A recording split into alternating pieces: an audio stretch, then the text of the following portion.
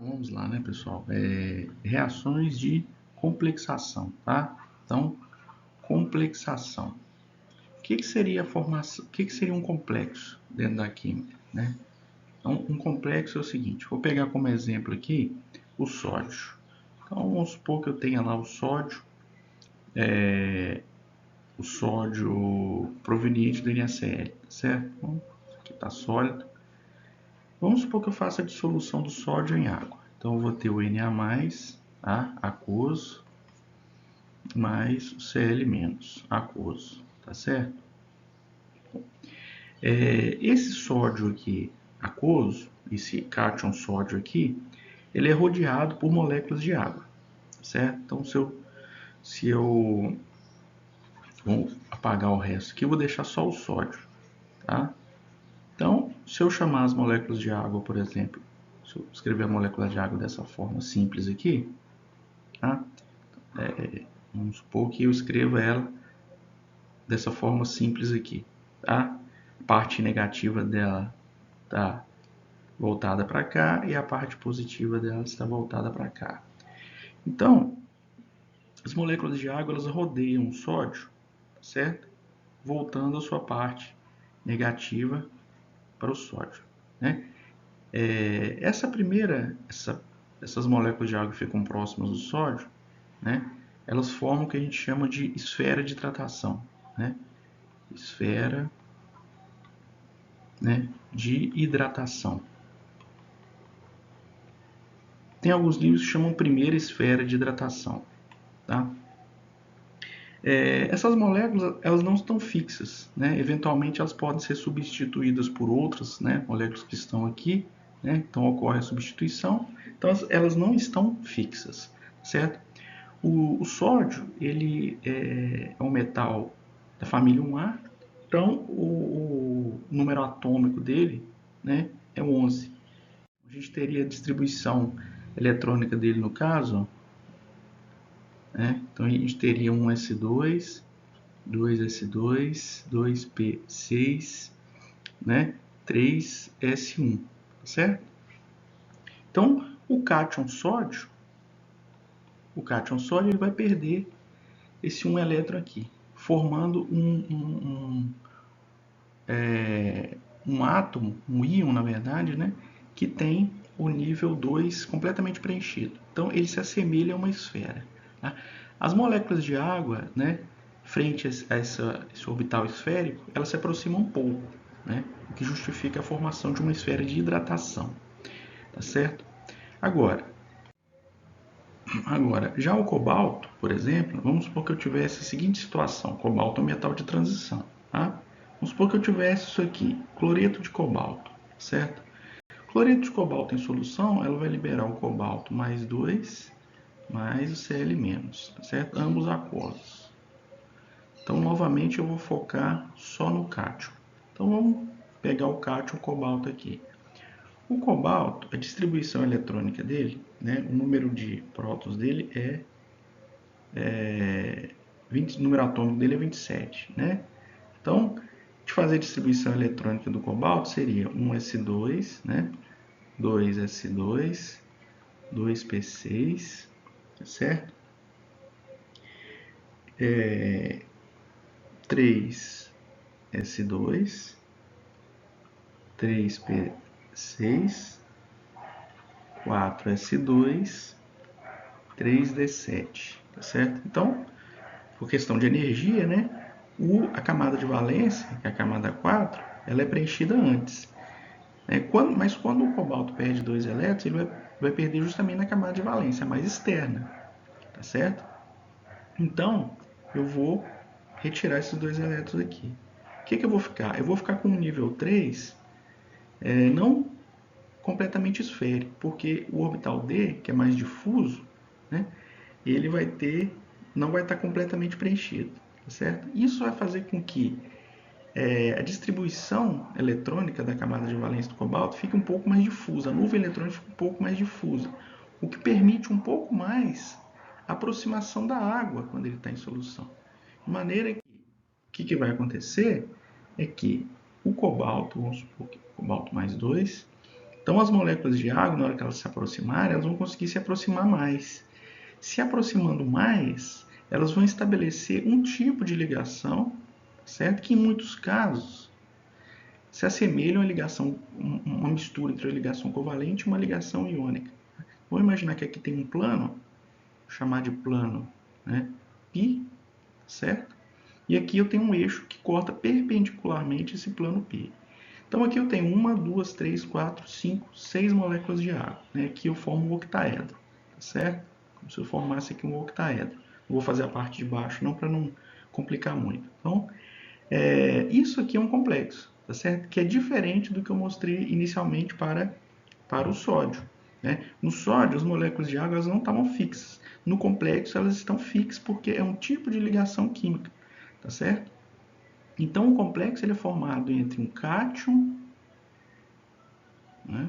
Um cátion metálico, sempre, né? Um cátion metálico sempre, mais um ligante. Esse ligante é um doador de elétrons, tá certo?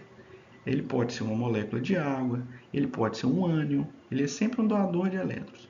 No caso, né, a forma mais correta de se escrever o complexo de cobalto em água seria essa aqui, ó. São 6 moléculas de água, te represento por esse colchete aqui, mais 2. Tá? Então, o cobalto em água ele está assim, certo? Na forma de um aquocomplexo, tá certo? Bom, por que eu estou falando de complexação? Porque vai ser importante a gente entender essa parte da complexação para entender uma técnica que é a volumetria de complexação. Como o próprio nome diz, está relacionado com formação de complexo. No caso específico, tá?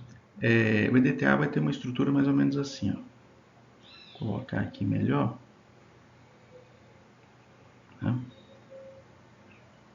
Ele é um ácido, tá? Tetraprótico, ou seja, ele tem 4 hidrogênios ionizáveis. Né? Então tem uma estrutura mais ou menos assim. Aqui, né, eu também vou ter outro grupo ácido aqui, certo? E aqui eu vou ter outro grupo ácido aqui. Então ele é um ácido tetraprótico, ou seja, ele tem 4 hidrogênios ionizáveis, tá certo? Ó, um hidrogênio ionizável, outro hidrogênio, aqui outro hidrogênio ionizável e aqui outro hidrogênio ionizável, tá? Essa molécula de EDTA, ela também tem o nome de ácido etileno diamim tetracético, né? Por que isso? Porque o etileno, ele tem esse grupo aqui etileno, tá certo?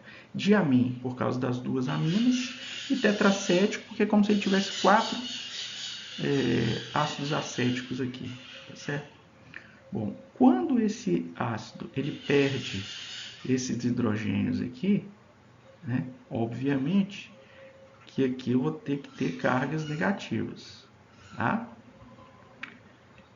Quando ele perde esses hidrogênios, isso ocorre em meio relativamente básico, o que acontece? Ele forma um complexo com metais em geral, né?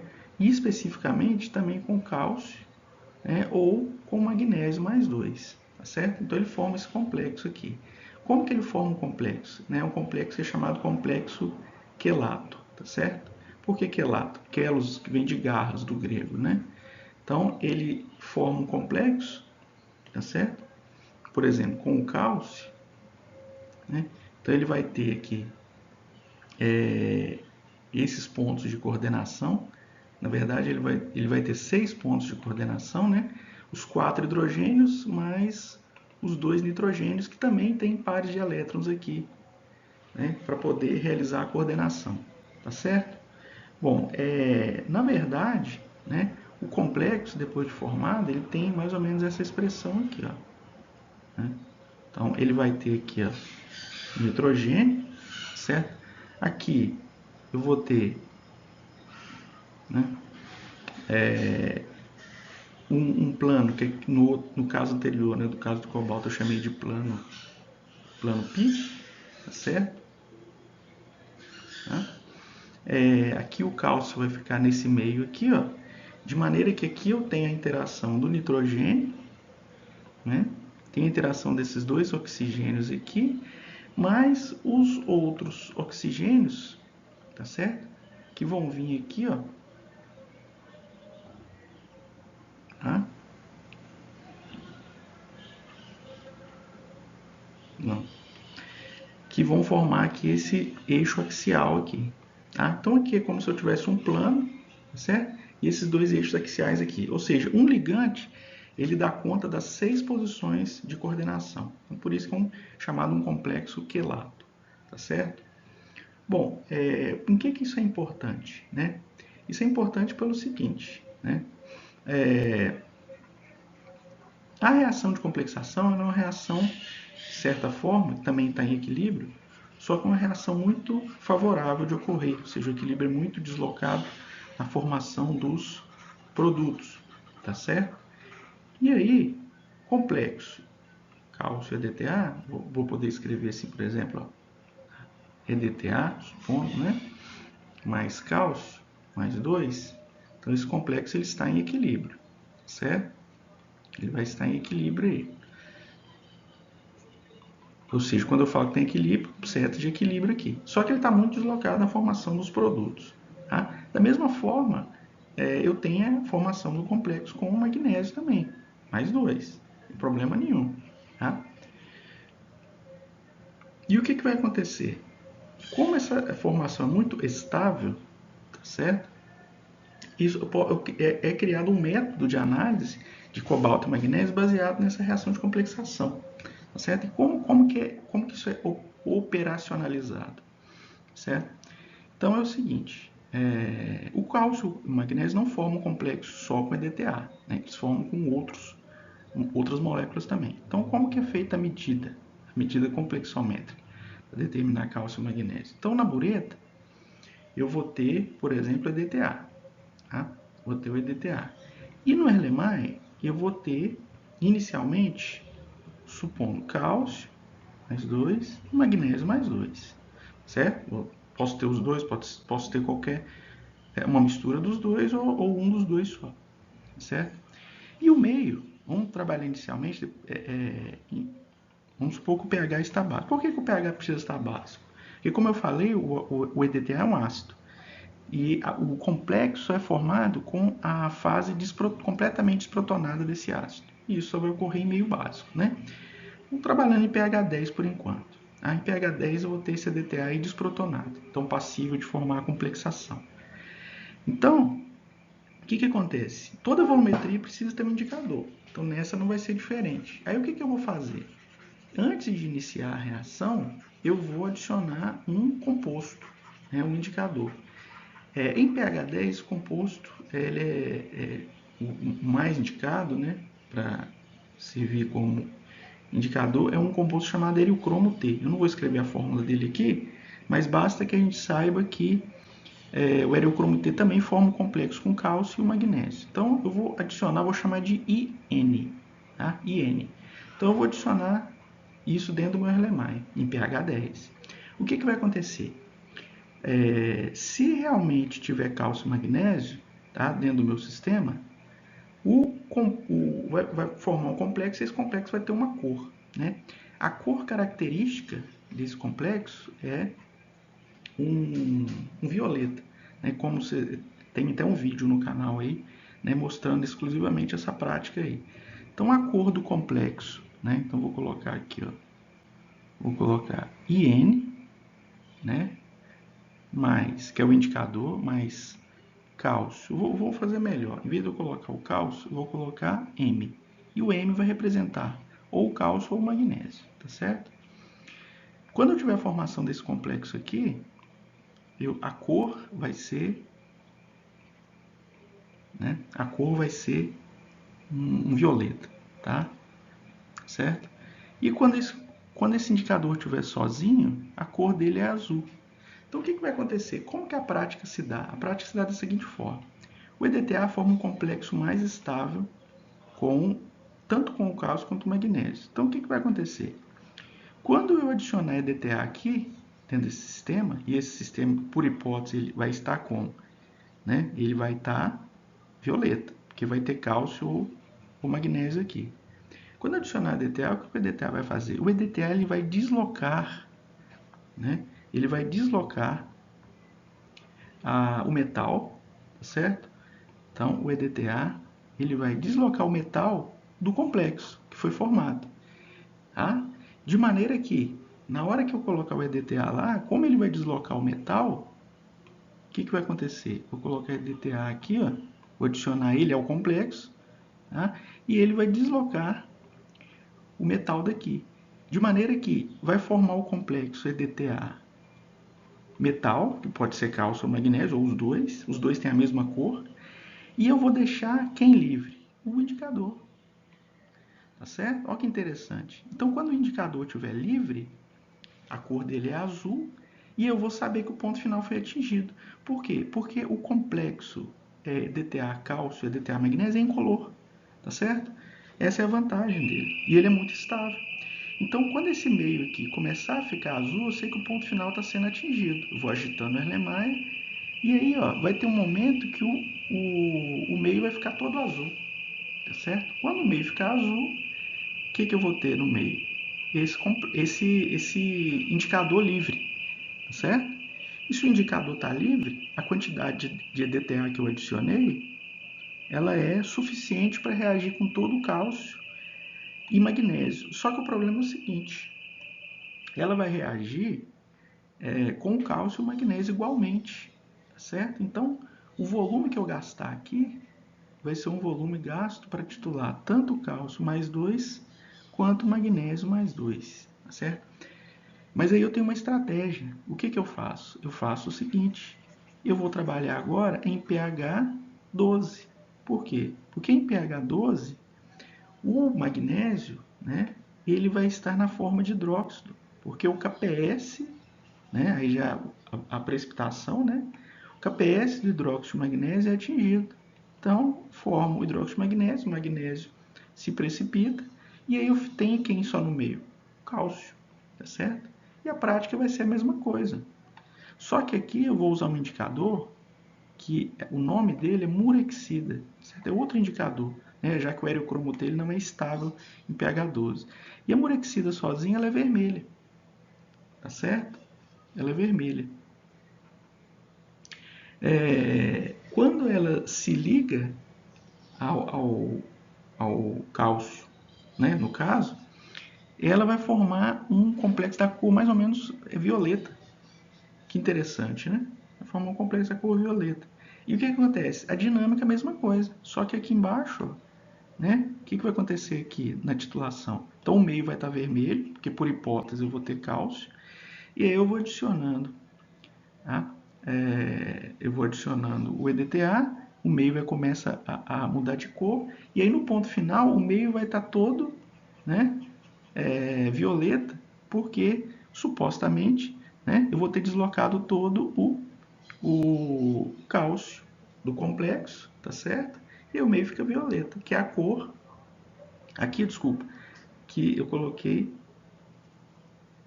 errado. Aqui é violeta, tá? Ele sozinho é violeta. Ele ligado é vermelho, com cálcio, né? Ele ligado com cálcio é vermelho, tá certo? Tá? Então, só repetindo essa parte aqui para não ter confusão. Né? Em pH 12, o hidróxido de magnésio vai ser formado, ele não vai estar no meio, vai titular só o cálcio.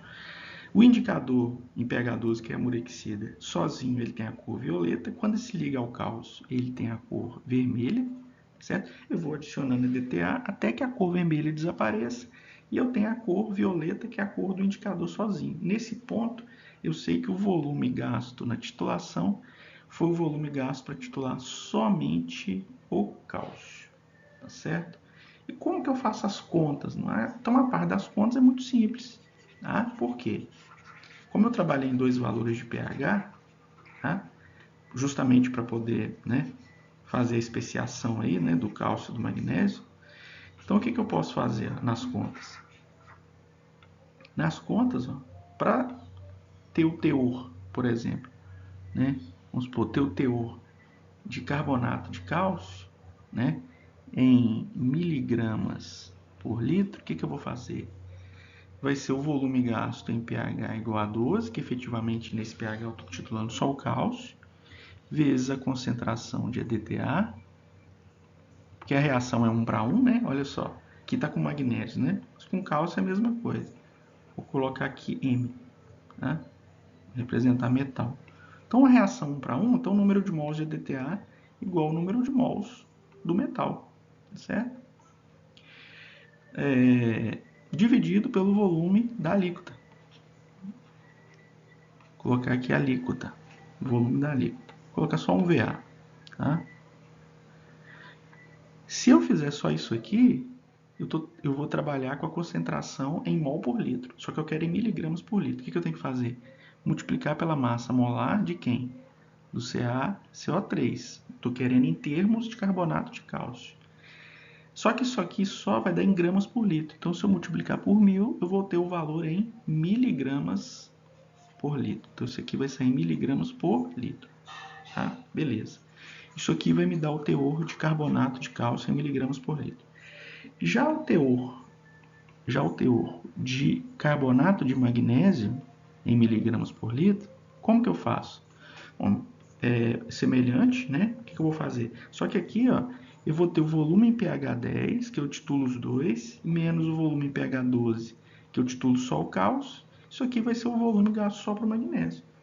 Vezes a concentração molar de EDTA, certo? Dividido pelo volume da alíquota.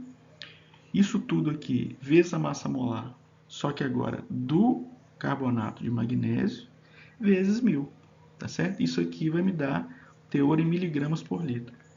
A soma dos teores do carbonato de cálcio e o carbonato de magnésio, né, em miligramas por litro, é chamada de dureza. Então, a dureza da água, ela vai ser o teor, né, de CaCO3 mais o teor do carbonato de magnésio, né, o MgCO3, em miligramas por litro, certo? Então, essa expressão simples aqui, né, que eu vou utilizar, normalmente a dureza ela é escolhida porque tanto o cálcio tanto o carbonato de cálcio quanto o carbonato de magnésio fazem o mesmo, né, tem o mesmo malefício na indústria. Então, normalmente eles querem saber a dureza da água, ou seja, o teor do carbonato de magnésio e do carbonato de cálcio, para saber que medidas eles precisam tomar, né, para poder retirar esse carbonato de cálcio e magnésio da água. Na realidade, eles tiram o cálcio e o magnésio, tá certo?